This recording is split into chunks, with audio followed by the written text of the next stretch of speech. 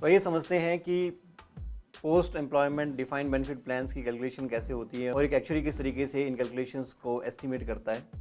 तो एक एम्प्लॉय का उदाहरण लेंगे। वैसे तो एक्चुअरीज़ को तो 5,000 एम्प्लॉयज़, 10,000 एम्प्लॉयज़, हो सकता है 20,000 एम्प्लॉयज़ की कैलकुलेशन करनी पड़ती है एक साथ एक एंटिटी के हिसाब से, क्योंकि क्या लायबिलिटी हो सकती है, कितना फंड उन्हें क्रिएट करना चाहिए। मैं समझाने के पर्पज़ से एक एम्प्लॉय का एग्जांपल ले रहा हूँ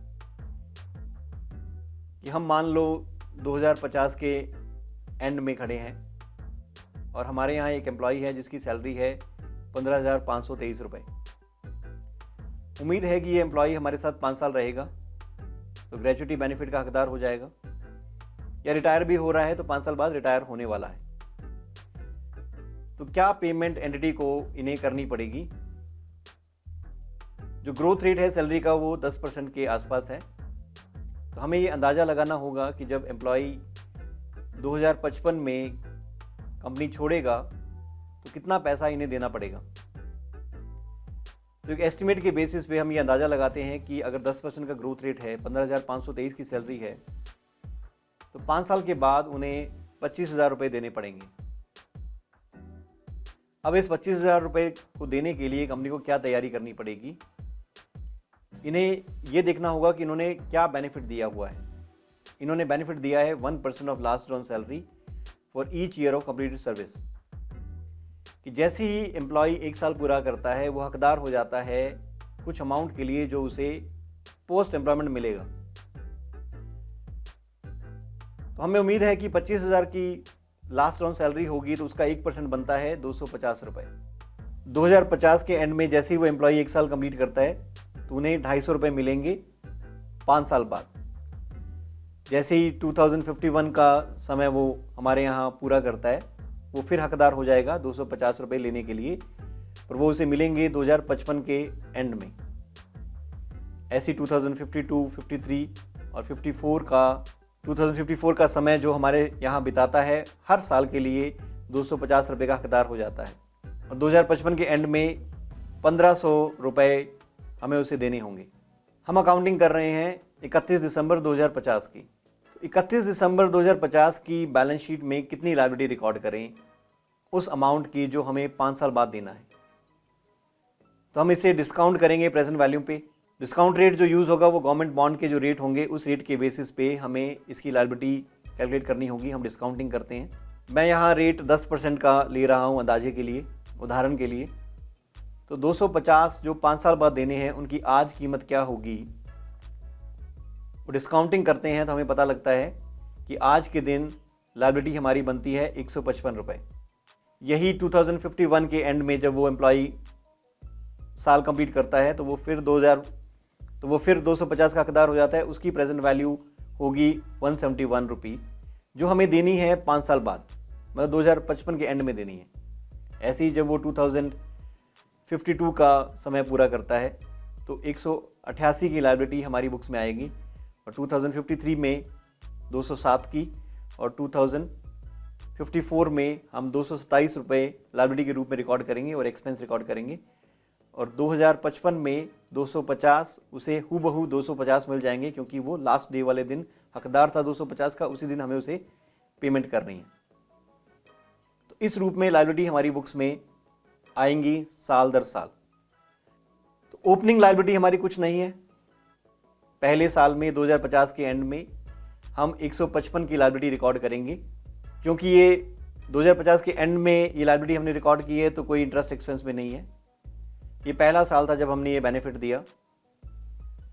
2051 का जब सूर्योदय होगा तो पिछले साल की लायबिलिटी कैरी फॉरवर्ड हो जाएगी, 155 ओपनिंग बैलेंस हो जाएगा। इस 155 पे हमें अनवाइंडिंग ऑफ डिस्काउंट या इंटरेस्ट एक्सपेंस भी रिकॉर्ड करना होगा इस साल का, क्योंकि हमें इस एम्प्लॉय को इंटरेस्ट भी देना होगा, क्योंकि हमने डिस्काउंटेड वैल्यू पे ये फिगर ली हुई है। क्योंकि वो हकदार तो 250 का है बट हमने 155 लिया क्योंकि हमने डिस्काउंटिंग कर दी उस फिगर की जो हमें उसे 5 साल के बाद देना है। तो इस 155 पे इंटरेस्ट भी लगेगा। तो 10% का इंटरेस्ट लगने पर हम इस साल का इंटरेस्ट एक्सपेंस रिकॉर्ड करेंगे 15.5। दूसरा साल जब एम्प्लॉय ने 2051 का साल जब एम्प्लॉय ने पूरा किया तो हकदार हो गया 171 के अमाउंट को लेने के लिए भी उसे हम करंट सर्विस कॉस्ट के रूप में रिकॉर्ड करेंगे, एक्सपेंस रिकॉर्ड करेंगे, और टोटल लायबिलिटी बैलेंस हमारा हो जाएगा 341.5 2051 के एंड में। फिर 2052 शुरू होगा तो ये हमारा ओपनिंग लायबिलिटी हो जाएगा 341.5। इसके ऊपर फिर हम इंटरेस्ट चार्ज करेंगे 10% का, 34.15 का इंटरेस्ट एक्सपेंस रिकॉर्ड होगा। इस साल फिर एम्प्लॉय ने एक साल पूरा कर दिया तो करंट सर्विस कॉस्ट रिकॉर्ड होगी 188 की, और टोटल लायबिलिटी बैलेंस पहुंच जाएगा 563.65। ये 2053 में ओपनिंग बैलेंस बनेगा 563.65। इस साल फिर एम्प्लॉय ने एक साल पूरा कर दिया, जो प्रेजेंट वैल्यू डिस्काउंटेड है वो है 207, जो करंट सर्विस कॉस्ट के रूप में रिकॉर्ड होगी इस साल भी, और इंटरेस्ट रिकॉर्ड होगा ओपनिंग बैलेंस पे 10%, 56.37 का इंटरेस्ट एक्सपेंस भी रिकॉर्ड होगा पीएनएल में, और टोटल लायबिलिटी पहुंच जाएगी 827। 2054 में फिर ये ओपनिंग बैलेंस बनेगा, फिर एम्प्लॉय ने एक साल पूरा किया, करंट सर्विस कॉस्ट 227 का रिकॉर्ड होगा। इस ओपनिंग बैलेंस 827 पे 10% फिर लगाएंगे, 82.7 का इंटरेस्ट एक्सपेंस चार्ज होगा, और टोटल क्लोजिंग बैलेंस लायबिलिटी का हो गया 1136.7। आखिरी साल में ये ओपनिंग बैलेंस बनेगा, इसके ऊपर भी इंटरेस्ट मिलेगा एम्प्लॉय को 103.7 का। आखिरी साल जैसे ही पूरा किया एम्प्लॉय 250 का हकदार है, और टोटल लायबिलिटी कंपनी की हो गई 1500 रुपए जो इन्हें देने हैं। सीधे सीधे देखें तो हमने लास्ट ऑन सैलरी उम्मीद की थी 25,000, 1% ऑफ लास्ट ऑन सैलरी था 250। 2050 से लेके 2055 तक उन्हें पैसा मिलेगा 250 हर साल का, तो 6 साल का 1500 रुपये हमें उन्हें देने होंगे। साल 6 हैं बट कैलकुलेशन 5 साल की होती है क्योंकि हम डिस्काउंटिंग 5 साल की करते हैं। तो हमारी जर्नल एंट्रीज किस तरीके से दिखाई देंगी। 2050 में कोई भी इंटरेस्ट चार्ज नहीं हुआ, करंट सर्विस कॉस्ट चार्ज हुई 155 की, और लायबिलिटी भी 155 की। 2051 में इंटरेस्ट एक्सपेंस भी बुक्स में आने लगा, करंट सर्विस कॉस्ट भी चार्ज हुई 171 की, और टोटल लायबिलिटी बैलेंस 186.5 पे रिकॉर्ड हुआ। 2052 में फिर इंटरेस्ट एक्सपेंस चार्ज हुआ 34.15 का, और करंट सर्विस कॉस्ट इस साल चार्ज हुई 188 की, और टोटल लायबिलिटी बैलेंस 222। ऐसे करते करते हर साल हम टोटल इंटरेस्ट जो हम पे करेंगे इस कैलकुलेशन पे वो 302 का रिकॉर्ड होगा इन सालों के दौरान, और टोटल सर्विस कॉस्ट जो रिकॉर्ड होगी वो 1198 की रिकॉर्ड होगी, और जो लायबिलिटी बिल्टअप हुई 2055 के एंड में वो हुई 1500 रुपये जो हमें इस एम्प्लॉय को देनी होगी। अब एक्चुअली कहता है कि हमें इस लायबिलिटी को मीट करने के लिए एक फंड भी क्रिएट करना पड़ेगा। तो उनके सुझाव पे हम ये तय करते हैं कि क्यों ना हम हर साल 160 रुपये कंट्रीब्यूट करना शुरू कर दें। जैसे ही हमें पता चला कि हमें ये लायबिलिटी मीट करनी है, हमने 160 रुपये कंट्रीब्यूट करने शुरू कर दिए एक ऐसे फंड में जहां से हमें इंटरेस्ट इनकम होगी, और उस फंड का इस्तेमाल कर सकेंगे इस लायबिलिटी को पे करने के लिए। उसके ऊपर भी रिटर्न 10% का है। एक खास बात का ध्यान रखना कि हम इंटरेस्ट इनकम और इंटरेस्ट एक्सपेंस सेम रेट पे ही कैलकुलेट करते हैं, और वो गवर्नमेंट बॉन्ड का रेट होगा जिसके बेसिस पे हम ये कैलकुलेशन करेंगे। मैंने उदाहरण के लिए यहाँ 10% आसानी के लिए लिया है। तो जब हम फंड क्रिएट करेंगे तो हर साल हमारी बुक से एक कंट्रीब्यूशन जाएगा एक प्लान एसेट में 160 का, और वो हर साल फंड में इकट्ठा होगा, और उसके ऊपर भी हमें इंटरेस्ट इनकम मिलेगी। वो इंटरेस्ट इनकम हम अपने प्रॉफिट एंड लॉस अकाउंट में रिकॉर्ड करेंगे कि उस कंट्रीब्यूशन फंड से हमें पैसा आ रहा है। जब कोई बेनिफिट पे आउट करेंगे तो हमारी प्लान लायबिलिटी भी कम होगी और हमारा प्लान एसेट भी कम होगा। तो एक साल के बाद का सिचुएशन देखते हैं कि 2051 के एंड में क्या सिचुएशन बनता है। हमने 2050 में फंड में 160 रुपये कंट्रीब्यूट किए थे, तो हमारे प्लान एसेट्स का ओपनिंग बैलेंस 160 हो जाता है 2051 में। लायबिलिटीज़ का ओपनिंग बैलेंस 155 है। अभी तक हमने कोई बेनिफिट पे आउट नहीं किया है, तो बेनिफिट पेड आउट 0 है। इंटरेस्ट एक्सपेंस हमने 2051 में रिकॉर्ड किया 15.5। इंटरेस्ट इनकम हमें हुई 16 की, क्योंकि 160 पे 10% का रेट लगाने पे 16 का इनकम हुआ जो हमने इंटरेस्ट इनकम में रिकॉर्ड किया पीएनएल में। करंट सर्विस कॉस्ट 2051 की है 171 जो हमने चार्ज की पीएनएल में, और इसकी वजह से लायबिलिटी भी मेरी बढ़ी। तो इंटरेस्ट एक्सपेंस और करंट सर्विस कॉस्ट की वजह से मेरी लायबिलिटी में भी इजाफा होता है। पास सर्विस कॉस्ट मैंने इस उदाहरण में नहीं लिया है, तो 0 है वो, और कंट्रीब्यूशन पे किया हमने इस साल फिर 160 का, और ये क्रेडिट कैश पेमेंट हुआ। तो जो चार्ट मैं आपको दिखा रहा हूँ उसमें ये नज़र नहीं आया। Unrecognised actual gain and loss अभी नहीं है, क्योंकि हमने जो सोचा था वैसा ही हो रहा है। मैं ये एक्चुअली के अकॉर्डिंग कैलकुलेशन कर रहा हूँ। तो क्लोजिंग बैलेंस हमारा बन के आता है एसेट्स का 336 और लाइबिलिटीज़ बन के आती हैं 341.5। अगर मैं ये कहता हूँ कि जो कैलकुलेट कर रहे हैं फेयर वैल्यू प्लान एसेट या फेयर वैल्यू प्लान लाइबिलिटी, इतने महान हैं या इतने सटीक हैं अपनी कैलकुलेशंस में कि इन्होंने 336 का प्लान एसेट्स की वैल्यूशन किया और लाइबिलिटीज़ का 341.5 का वैल्यूशन किया, तो कोई भी अनरिकॉग्नाइज्ड एक्चुअल गेन और लॉस नहीं हुआ। बट ऐसा वास्तविक ज़िंदगी में नहीं होता है।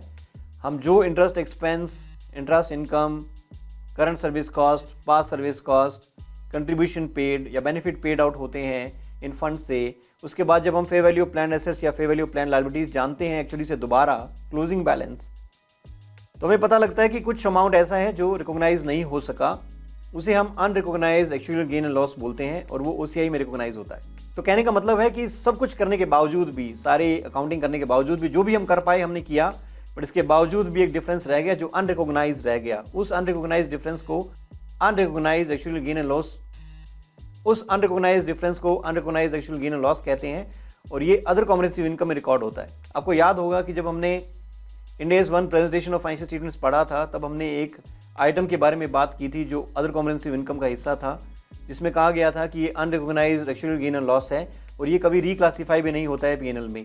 ये ओसीआई में रिकॉर्ड होता है तो हमेशा वहीं मौजूद रहता है या वहीं से ही सेटल होगा डायरेक्टली इक्विटी में।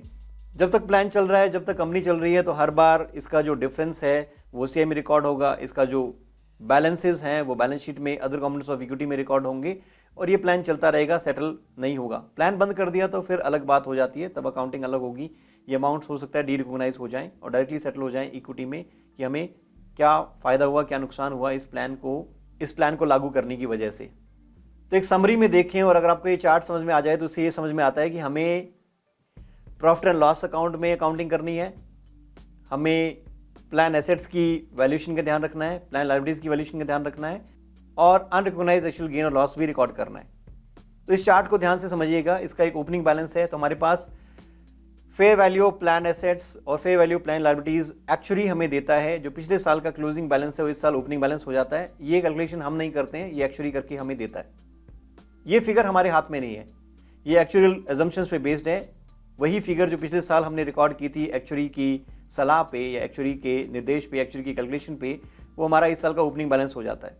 इस साल हमारे हाथ में क्या है कि इस साल हमने कोई भी बेनिफिट पे आउट किया है तो उससे हम प्लान एसेट्स को कम करेंगे और प्लान लायबिलिटीज़ को कम करेंगे। तो प्लान एसेट्स क्रेडिट होंगे और प्लान लायबिलिटीज़ डेबिट हो जाएंगी। बेनिफिट पेड आउट के केस में दोनों प्लान एसेट्स और प्लान लायबिलिटीज़ दोनों ही माइनस होते हैं। इंटरेस्ट एक्सपेंस की वजह से पीएनएल में एक डेबिट रिकॉर्ड होगा, एक्सपेंस रिकॉर्ड होगा और क्रेडिट मेरी लायबिलिटी बढ़ जाएगी। तो आप अगर देखेंगे चार्ट में तो इंटरेस्ट एक्सपेंस की वजह से पीएनएल में डेबिट रिकॉर्ड हुआ और लायबिलिटीज़ में क्रेडिट बैलेंस बढ़ गया है। इंटरेस्ट इनकम की वजह से हम क्रेडिट इनकम रिकॉर्ड करेंगे पीएनएल में और डेबिट होगा वो एसेट जो फेयर वैल्यू प्लान एसेट है, वो बढ़ जाएगा इंटरेस्ट इनकम की वजह से। इस साल एम्प्लॉय ने 1 साल पूरा किया, जो पेमेंट हमें उसे एंड में देनी है उसकी प्रेजेंट वैल्यू डिस्काउंटिंग करके करंट सर्विस कॉस्ट भी हम चार्ज करते हैं, वो डेबिट एक्सपेंस पीएनएल में रिकॉर्ड होगा और क्रेडिट इसकी वजह से लायबिलिटी बढ़ जाएगी। अगर कोई पास सर्विस कॉस्ट है, किसी वजह से हमने अपने प्लान में कोई बदलाव किया है कि हमने कहा कि 1% ऑफ लास्ट ऑन की जगह हम 2% ऑफ लास्ट ऑन सैलरी देंगे, तो हमारे एक्सपेंसेस बढ़ गए। तो पास सर्विस कॉस्ट का ट्रीटमेंट बिल्कुल वैसे ही होता है जैसे हम करंट सर्विस कॉस्ट का ट्रीटमेंट करते हैं। हम इमीडिएटली एक्सपेंस रिकॉग्नाइज करेंगे डेबिट में, पीएनएल में और लायबिलिटी बढ़ा देंगे क्रेडिट में। अगर हम कोई कंट्रीब्यूशन पे करते हैं वो इस चार्ट में नहीं दिखाई देगा, इस चार्ट में सिर्फ आपको एसेट बढ़ता हुआ दिखाई देगा और क्रेडिट कैश पेमेंट होगी, इसलिए इस चार्ट में नहीं आया क्योंकि इस चार्ट में मैं दिखा रहा हूँ आपको PNL, asset, unrecognised actual gain and loss और लायबिलिटी। तो कैश पेमेंट इसके बाहर चली जाती है, क्रेडिट बैलेंस, कैश मूवमेंट बाहर होता है इस चार्ट से, पर मेरा एसेट बढ़ता है। एसेट वाला कॉलम डेबिट से इंक्रीज हो जाएगा। इसके बाद एक बार के लिए unrecognised actual gain and loss का कॉलम हमारे लिए खाली है, हम इसमें कुछ नहीं कर सकते। हम फिर एक्चुअरी की तरफ देखते हैं और उन्हें कहते हैं कि आप हमें फेयर वैल्यू प्लान एसेट और फेयर वैल्यू प्लान लायबिलिटी इस साल के एंड का दे दो। वो हमें जैसे ही फिगर देते हैं क्लोजिंग बैलेंस का, हम इन फिगर्स को मैच करने की कोशिश करते हैं। जब हम मैच करते हैं तो हम एसेट्स का कैलकुलेशन करेंगे कि ओपनिंग में हमारे पास एक बैलेंस था जो कम हो गया क्योंकि हमने बेनिफिट पे आउट किया, वो बढ़ गया क्योंकि हमें इंटरेस्ट इनकम हुई, इसमें कंट्रीब्यूशन पे हुआ तो ये फिर प्लान एसेट बढ़ गया। पर ये जो टोटल हमने किया ये मैच नहीं कर रहा है एक्चुअली के बैलेंस से। हमने टोटल किया 350 का। एक्चुअली कह रहे हैं कि आपके जो फेयर वैल्यू प्लान एसेट्स हैं वो 300 हैं। तो हमारी कैलकुलेशन के हिसाब से तो 350 था, बट एक्चुअली की कैलकुलेशन के हिसाब से फेयर वैल्यू प्लान एसेट्स सिर्फ 300 है। तो 50 रुपये का लॉस हो गया जो अनरिकॉग्नाइज्ड एक्चुअल गेन और लॉस है। तो हम 50 रुपये का बैलेंसिंग फिगर रिकॉर्ड करेंगे लॉस के रूप में। फिर हम लायबिलिटी वाली साइड आते हैं। तो हमने देखा कि हमने पिछले साल का क्लोजिंग बैलेंस इस साल फेयर वैल्यू प्लान लायबिलिटी में ओपनिंग में रिकॉर्ड किया। फिर इस साल बेनिफिट पे आउट किए थे तो मेरी लायबिलिटी कम हुई थी। इंटरेस्ट एक्सपेंस की वजह से हमारी लायबिलिटी बढ़ी। फिर करंट सर्विस कॉस्ट की वजह से लायबिलिटी बढ़ी। पास सर्विस कॉस्ट की वजह से भी लायबिलिटी बढ़ी। और जब एक्चुअली से दोबारा क्लोजिंग बैलेंस पूछा फेयर वैल्यू प्लान लायबिलिटी का, तो पता लगा कि हमारी लायबिलिटी जो 425 थी एक्चुअली के अकॉर्डिंग वो 450 है। तो हमें यहाँ भी नुकसान हो गया क्योंकि लायबिलिटी हमारी बढ़ गई है। तो 25 का लॉस हमें रिकॉर्ड करना होगा अनरिकॉग्नाइज्ड एक्चुअरियल गेन और लॉस में। दोनों का नेट इम्पैक्ट देखेंगे तो हमें टोटल 75 का लॉस हो गया क्योंकि हमारी जो फेयर वैल्यू प्लान एसेट्स हैं वो है 350 और फेयर वैल्यू प्लान लायबिलिटीज हैं 425।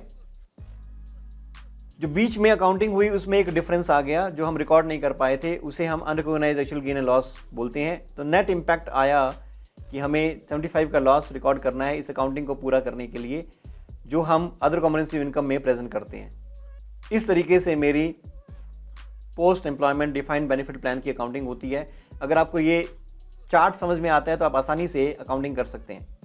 आपके केस में क्या होगा कि हो सकता है कि आपको जो फिगर्स दिए गए हों वो नेट अमाउंट दे दिए गए हों, क्योंकि offsetting Ind AS 19 employee benefit में अलाउड है कि अगर फेयर वैल्यू प्लान एसेट या फेयर वैल्यू प्लान लायबिलिटी में जो भी ज़्यादा है हम नेट अमाउंट प्रेजेंट कर सकते हैं अपनी बैलेंस शीट में।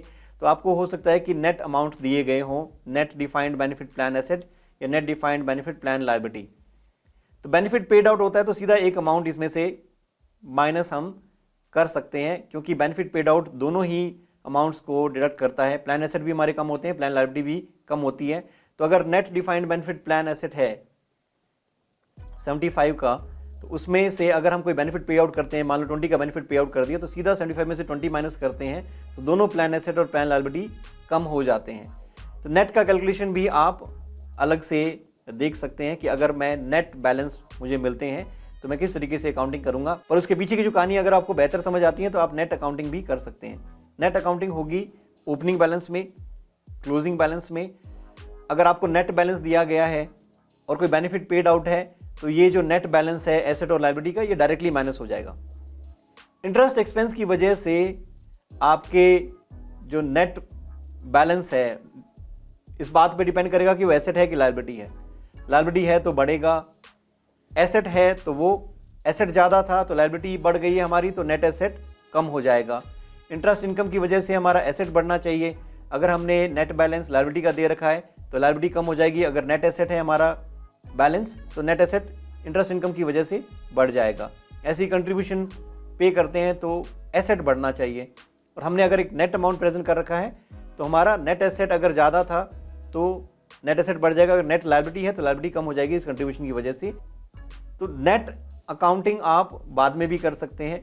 आप देख सकते हैं, या आपको इन्फॉर्मेशन ही नेट अकाउंटिंग की दी गई है तो आपको ध्यान में होना चाहिए किस वजह से ये नेट बैलेंस बढ़ेगा और किस वजह से नेट बैलेंस कम होगा। हम इंटरेस्ट इनकम और इंटरेस्ट एक्सपेंस को भी एक सिंगल लाइन में प्रेजेंट करते हैं इनकम स्टेटमेंट में, net defined benefit interest income या net defined benefit interest expense. अगर मेरे पीछे के एग्जांपल में मैं देखूं तो हमारे यहाँ 16 का इंटरेस्ट इनकम हुआ था और 15.5 का इंटरेस्ट एक्सपेंस हुआ। अगर मैं इसे सिंगल लाइन में प्रेजेंट करना चाहता हूं तो net defined benefit interest income record करूंगा 0.5 का, क्योंकि इनकम ज़्यादा है एक्सपेंस कम है। तो नेट बैलेंस एक सिंगल लाइन में प्रेजेंट हो सकता है इनकम स्टेटमेंट में। ऐसे ही बैलेंस शीट में अगर मेरे प्लान एसेट्स की कीमत है 336 और प्लान लायबिलिटीज़ की कीमत है 341.5, जो इनका डिफरेंस है इसमें जाहिर सी बात है कि लायबिलिटीज़ ज़्यादा दिखाई दे रही हैं। तो net defined benefit plan liability के रूप में इनका जो डिफरेंस है वो रिकॉर्ड हो जाएगा बैलेंस शीट में। तो इस चार्ट को समझना ज़रूरी है, इसकी अकाउंटिंग को समझना ज़रूरी है। अगर ये आपको समझ में आ गया तो आप आसानी से डिफाइंड बेनिफिट प्लान्स की अकाउंटिंग कर सकते हैं।